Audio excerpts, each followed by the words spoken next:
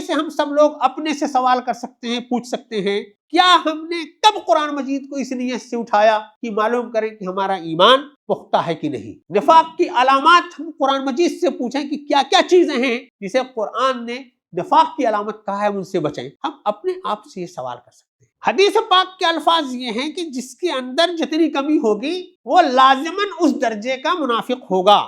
الحمدللہ رب العالمین والصلاة والسلام علی رسول الامین وعلی آلہ وصحبہ اجمعین الی یوم الدین۔ اما بعد، قال اللہ تعالی فی کتابہ المجید، اعوذ باللہ من الشیطان الرجیم، بسم اللہ الرحمن الرحیم، اذا جاءک المنافقون قالوا نشہد انک لرسول اللہ واللہ یعلم انک لرسولہ واللہ یشہد ان المنافقین لکاذبون۔ وقال رسول اللہ صلی اللہ علیہ وسلم، آیت المنافقین ثلاث، اذا حدث کذب واذا وعد اخلف واذا اؤتمن خان۔ برادران اسلام،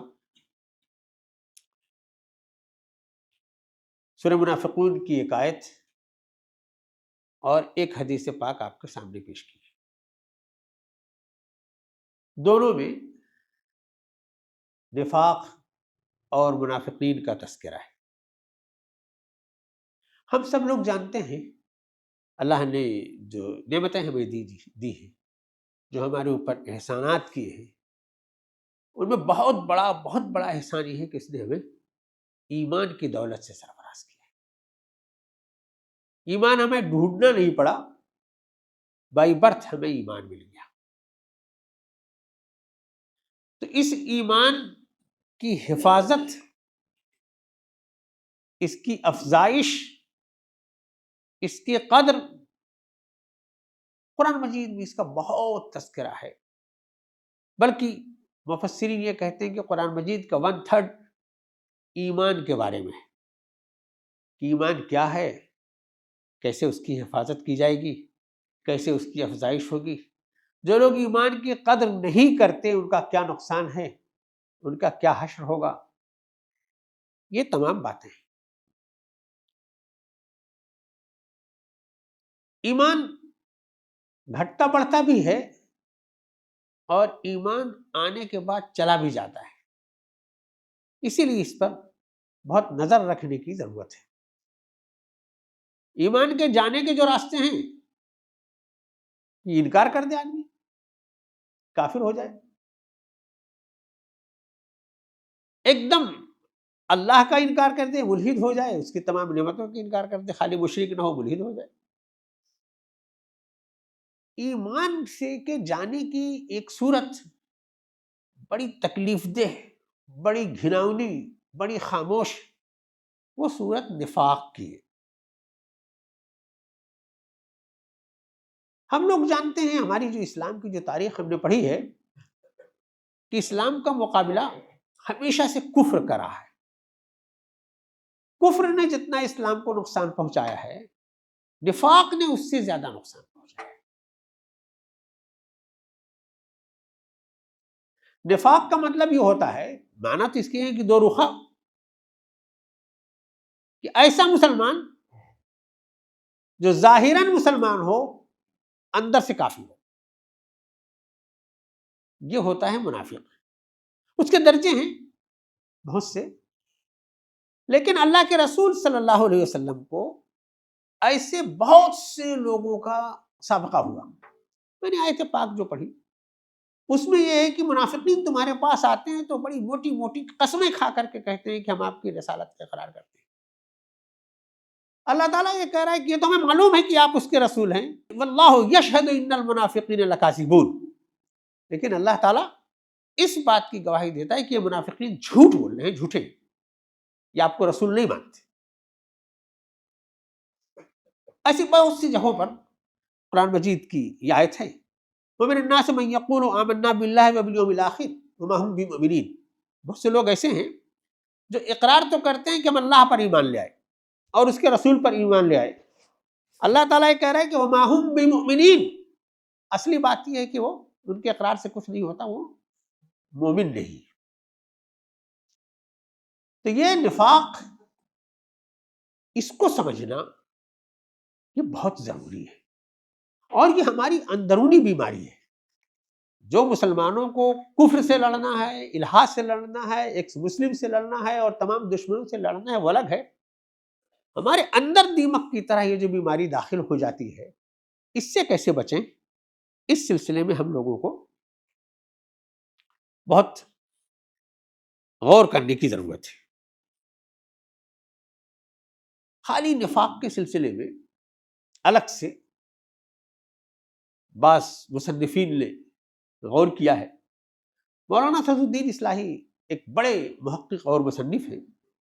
انہوں نے پوری قرآن مجید کی تمام آیات کا استقصاء کر کے نفاق کی مختلف جہات میں 12 قسمیں بتائی ہیں، اور قرآن مجید میں تمام آیات میں جہاں نفاق کا، منافقین کا تذکرہ ہے، ایسی 67 نشانیاں آپ نے تلاش کی ہیں کہ اگر یہ کسی کے اندر پائی گئی ہے کمزوری، تو اللہ کی نگاہ میں وہ منافق ہے.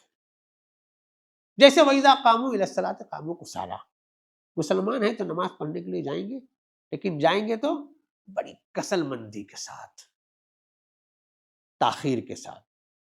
اس طرح کی تمام نشانیاں انہوں نے جمع کی.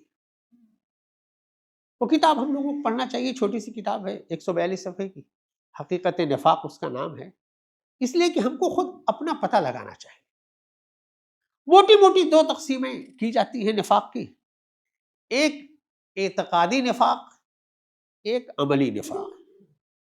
اعتقادی نفاق کا مطلب یہ ہوا جو آیات میں نے پڑھی کہ اس نے ظاہراً اقرار کیا آمنا باللہ ورسول، لیکن اندر سے وہ انسٹال کیا گیا ہے آپ کی قوم کے اندر، آپ کی امت کے اندر اسے بٹھایا گیا ہے، اندر سے اسلام کو، مسلمانوں کو، امت کو کھوکھلا کرنے کے لیے، نقصان پہنچانے کے لیے.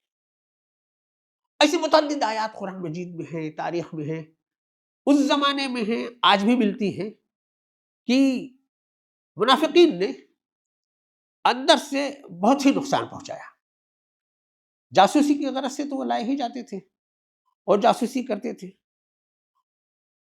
کمال ہو گیا، اللہ کے رسول صلی اللہ علیہ وسلم مدینہ منورہ پہنچے تو آپ نے ایک مسجد تعمیر کی قباء میں. قرآن مجید میں اس کا تذکرہ ہے کہ تقویٰ کی بنیاد پر وہ مسجد بنی. اسی کے بغل میں منافقین نے اپنی مسجد بنا لی. یہاں ہم بیٹھ کر کے سازشیں کیا کریں گے، مکر کیا کریں گے. یہ اللہ کے رسول صلی اللہ علیہ وسلم سے کہا کہ معذوروں کے لیے اور ان لوگوں کے لیے ہم نے مسجد بنائی ہے، چلیے آپ اس کا افتتاح فرما دیجیے. قرآن مجید میں اس کا تذکرہ ہے کہ یہ اللہ کا گھر اللہ کی رضا کے لیے، اللہ کے سامنے سر سجود ہونے کے لیے نہیں، یہ مکر و فریب کے لیے تھا. مسجد ضرار جس کا قرآن مجید میں تذکرہ ہے وہ ڈھا دی گئی. بہت بار تاریخوں میں ایسا واقعہ آیا. مشورہ ہوا، وہ مشورہ جو وزیر تھا وہ دے دیا کہ لشکر کو باہر سے نکل کر کے لانا چاہیے، اور جو جانے کی نوبت آئی پیچھے سے بھاگ آئے. جا کر کے یہودیوں سے مل گئے، کافروں سے مل گئے، مشرکوں سے مل گئے. گویا اندر سے وہ تقویت پہنچانا ہی ان کا کام تھا.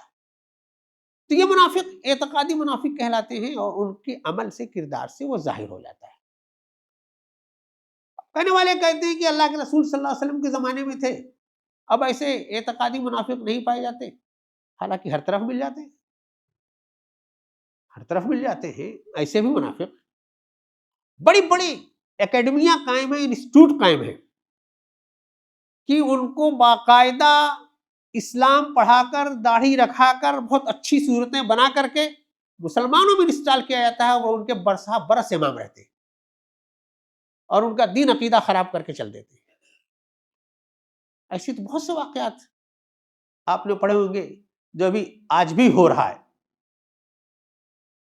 دوسری قسم جو بیان کی جاتی ہے وہ عملی نفاق کی ہے، اور عملی نفاق ڈھیر ساری اس کی قسمیں ہیں. قرآن مجید میں بھی وہ نشانیاں بتائی گئی ہیں، حدیث میں بھی نشانیاں بتائی گئی ہیں. ہم لوگوں کے یہاں شاعروں کو میر جعفر کا نام بہت یاد آتا ہے اس لیے کہ انہوں نے بڑی سطح پر غداری کی، تو یہ غداری وداری یہ سب علامت نفاق ہے۔ اللہ کے رسول صلی اللہ علیہ وسلم نے مسلمانوں کو مخاطب کر کے جہاں بار بار نفاق کی شناعت سے آگاہ کیا، وہی اس کی موٹی موٹی نشانیاں بتائی۔ میں نے حدیث پاک آپ کے سامنے پیش کی کہ فرمایا اللہ کے رسول صلی اللہ علیہ وسلم نے کہ منافقین کی 3 نشانیاں ہیں کہ جب وہ بات کرتا ہے تو جھوٹ بولتا ہے، جب وہ وعدہ کرتا ہے تو وعدہ خلافی کرتا ہے، اور اگر اسے کوئی امانت دے دی جائے تو امانت میں خیانت کرتا ہے۔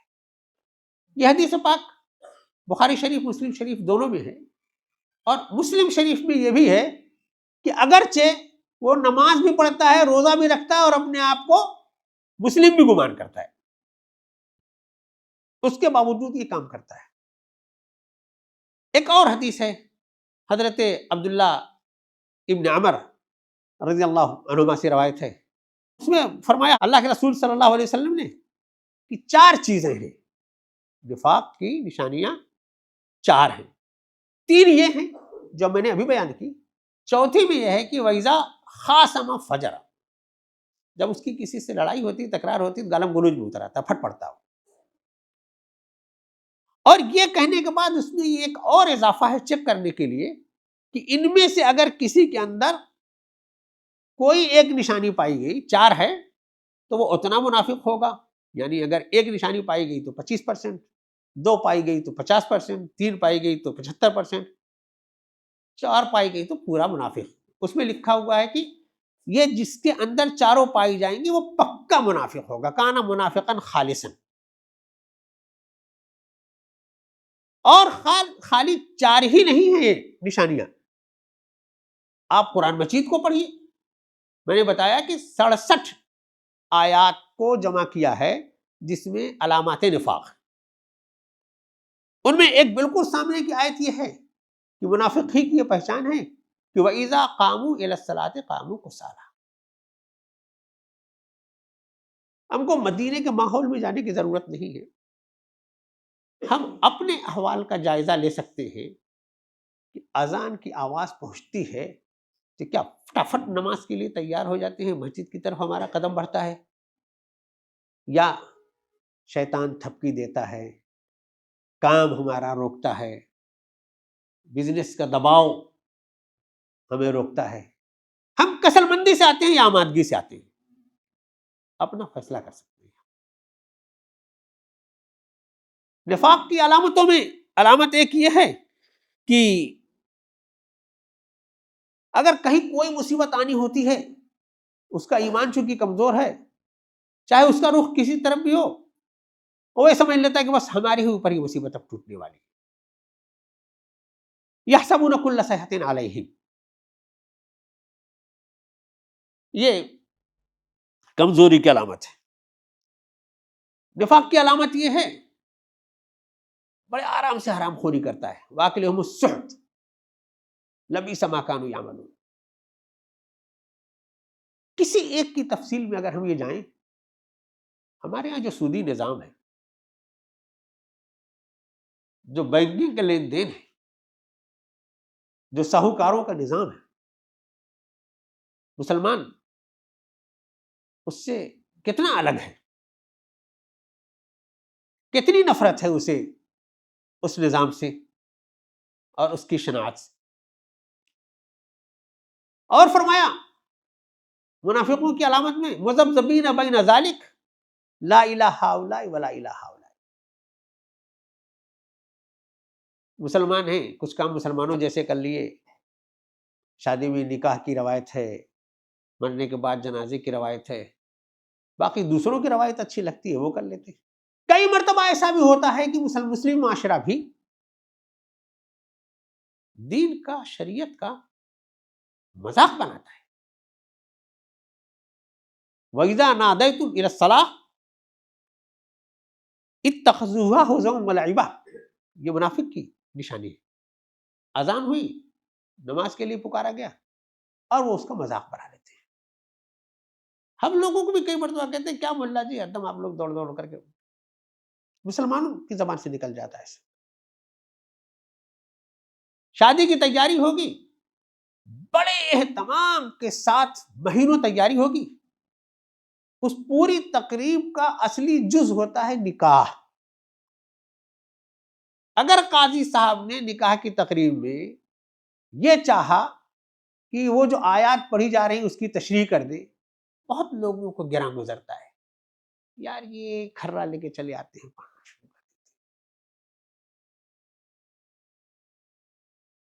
سارا ٹائم ان کو وہیں بچانا ہے۔ تو یہ میرے ایمان والے بھائیوں، نفاق کیا ہے یہ بتاتا ہے قرآن مجید۔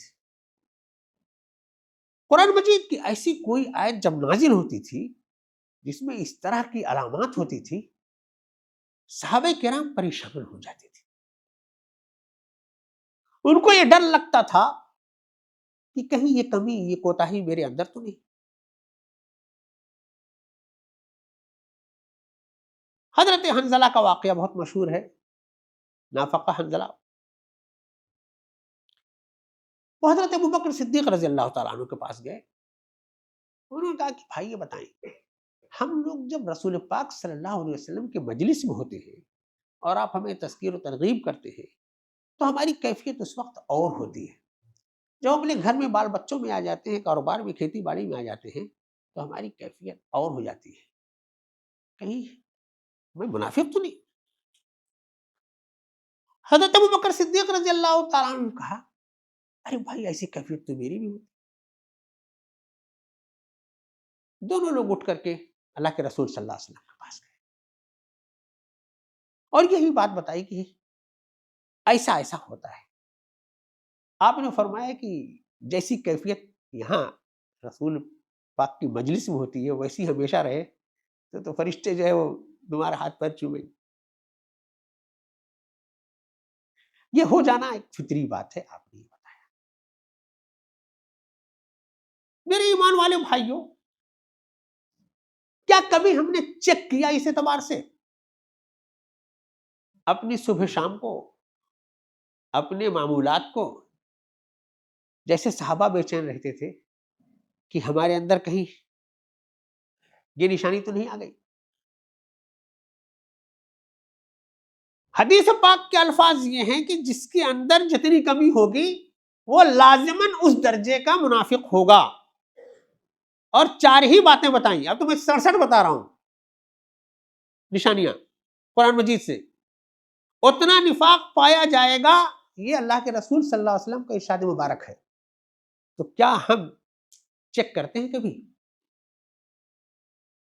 عام مسلمانوں کے علاوہ وہ مسلمان جو کسی جماعت سے وابستہ ہے، جو کسی تحریک سے وابستہ ہیں، جو ممبر پر کھڑے ہوتے ہیں، جو دین کی دعوت دیتے ہیں، جن کو پورے دین کا استحضار ہوتا ہے اور دین کی طرف راغب کرنے کے لیے وہ کوشش کرتے ہیں، ان سے اگر وقت مانگا جائے اور وہ کسل مندی کریں، ان کی نمازوں میں کوتاہی ہو، وہ وعدہ خلافی کریں، وہ امانت میں خیانت کریں، یہ تو قیامت کو دعوت دینا ہے۔ تو میرے ایمان والے بھائیوں، ہم لوگوں کو پڑھنا چاہیے قرآن مجید، اور یہ جو منافقین کا ہم تذکرہ کر رہے ہیں، کفار کے بارے میں تو ہم یہ جانتے ہیں کہ ان کے لیے جہنم ہے اور دہکتی ہوئی آگ ہے اور بہت اس کی منظر کشی کی گئی۔ منافقین کے بارے میں اللہ تعالیٰ نے فرمایا ان المنافقین فی الدرک الاسفل من النار ولن تجد لهم نصیرا۔ کفار اور مشرکین سے زیادہ شنی عذاب، زیادہ سخت عذاب، پناہ مانگنا چاہیے میرے بھائی ہم سب۔ کیسے پہچانیں گے ہم لوگ نفاق کو؟ بہت سیدھی سی بات ہے، اللہ نے اپنی کتاب دائمی طور پر ہمارے درمیان اسی لیے رکھی ہے کہ اس میں صاف صاف بتا دیا ہے کہ مومنانہ کردار کیا ہے منافقانہ کردار کیا ہے. یہ بہت بڑا المیہ ہے امت کا.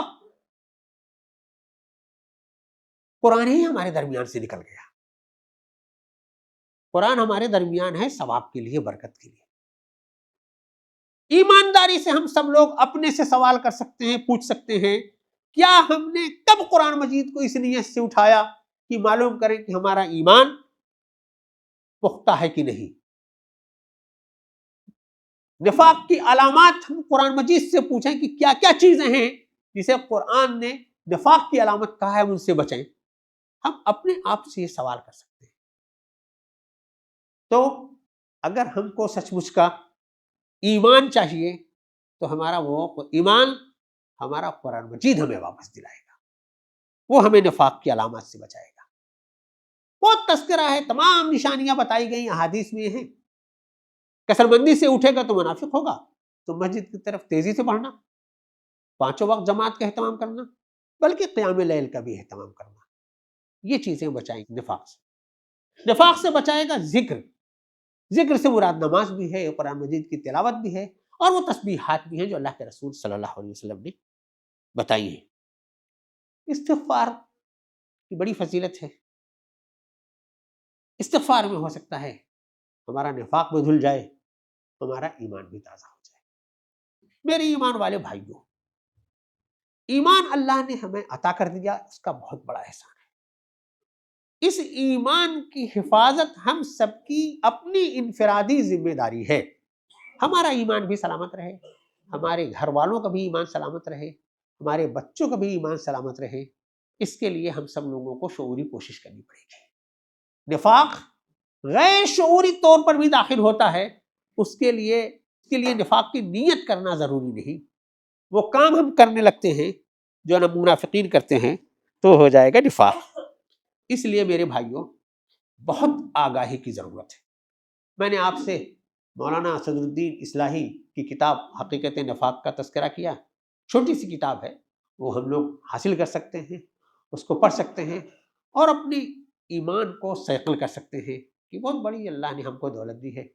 بڑی آزمائش میں ہم سب ہیں. ایمان کی حالت میں ہم اپنا باقی رکھ لیں، ایمان کی حالت میں جیے اور ایمان کی حالت میں ہمارا خاتمہ ہو جائے تو یہ بہت بڑا اللہ کا فضل ہوگا. تو ہمیں ایمان کو کمزور کرنے والی سب سے بڑی اس برائی سے پناہ مانگنی چاہیے، نجات مانگنی چاہیے اور شعوری طور پر بچنے کی کوشش کرنی چاہیے. اللہ تعالیٰ ہمیں ایمان کا صحیح پختہ شعور عطا فرمائے. اللہ تعالیٰ ہمیں نفاق کی پہچان عطا فرمائے. اللہ تعالیٰ ہمیں علامات نفاق کی پہچان عطا فرمائے. اللہ تعالیٰ ہمیں اس برائی سے بچائے. اللہ تعالیٰ ہمیں شنیع برائی سے بچائے. اللہ تعالیٰ ہمیں اس کی اذیت سے بچائے.